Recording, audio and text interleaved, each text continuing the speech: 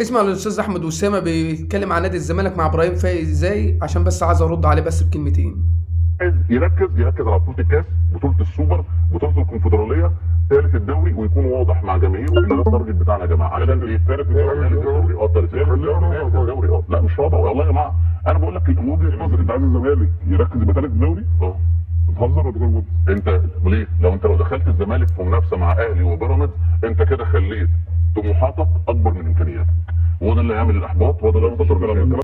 تمام يا استاذ احمد اسامه، حضرتك دلوقتي بتقول الزمالك المفروض ينافس على الكاس والسوبر والكونفدراليه وثالث الدوري، علشان لو انا بنافس على الدوري هيبقى قدامه بيراميدز والاهلي، هيبقى طموحاته اكبر من امكانياته، على اساس يعني ان الاهلي وبيراميدز مش موجودين في السوبر والكاس.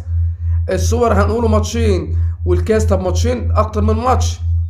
طب ازاي بقى يبقى كده الزمالك ما ينافسش ولا على السوبر ولا الكاس، عشان يبقى كده هيبقى طموحاته اكبر من امكانياته؟ ما هو عشان بيراميدز والاهلي موجودين في الكاس وموجودين في السوبر. ولا هو الاهلي وبيراميدز هيلعبوا مثلا بالناشئين في الكاس وفي السوبر؟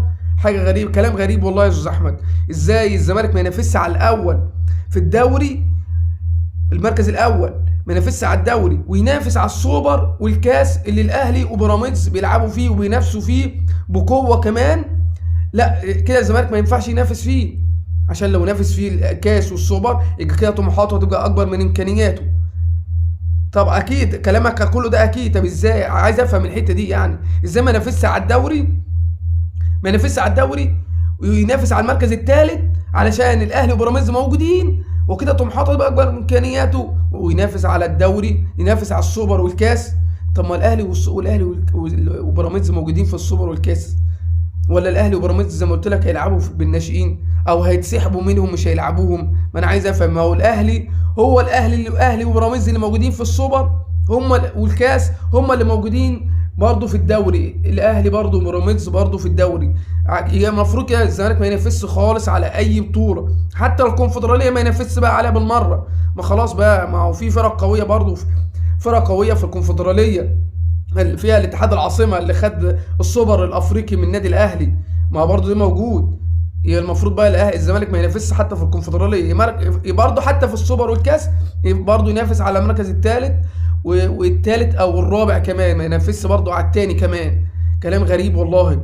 يعني الكلام احنا المفروض لما نقوله كلام، احنا بنتكلم على فريق اسمه نادي الزمالك، هنقوله الزمالك ده التاني بعد الاهلي في مصر حاليا او قبل كده. هتقول بيراميدز عدى، طب ما بيراميدز خد الافريقيا وخد السوبر والاهلي ما خدش حاجه اهو، وقبل كده الزمالك واخد السوبر من الاهلي.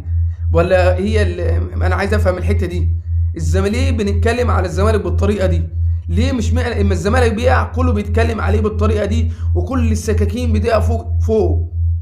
لازم نتكلم نادي الزمالك يا جماعه ركن من اركان الكوره المصريه.